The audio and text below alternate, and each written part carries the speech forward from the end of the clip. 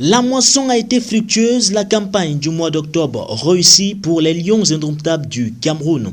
Opposés au Mozambique dans le cadre des 3e et 4e journées des éliminatoires de la Coupe du Monde Qatar 2022, le Cameroun n'a pas raté l'occasion de consolider sa 2e place dans son groupe de qualification. Avec 6 points pris en 2 matchs, 4 buts marqués contre un seul encaissé, le Cameroun réalise un sans faute et accentue encore plus la pression sur son concurrent direct, la Côte d'Ivoire.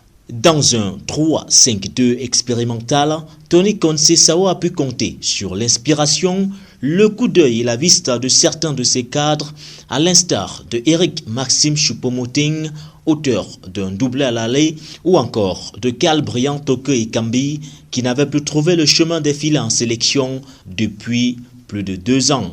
La satisfaction majeure étant bien évidemment Nicolas Brice Moumi-Gamale, auteur de 2 passes décisives à l'aller et à l'origine du but de Michael Gade-Gadu au retour. Avec ses prestations, l'attaquant des Young Boys de Berne s'installe de plus en plus comme l'homme de base de Tony Conceição, car étant le joueur le plus utilisé jusqu'ici par le technicien portugais depuis sa prise de fonction.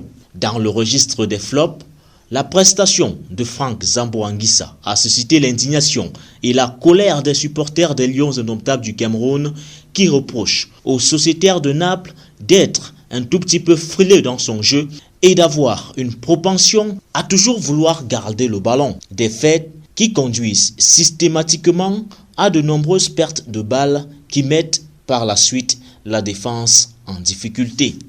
Lui aussi a vécu un jour sans ce 8 octobre, titularisé dans un milieu à 5. Olivier Baizo a connu toutes les misères du monde sur son côté droit, lui dont l'apport offensif et le repli défensif ont clairement fait défaut. Exit le Mozambique, place maintenant aux 5e et 6e journées qui s'annoncent particulièrement décisives avec un déplacement périlleux pour les Lions indomptables en Afrique du Sud pour affronter le Malawi avant la finale de ce groupe D qui opposera le Cameroun à la Côte d'Ivoire.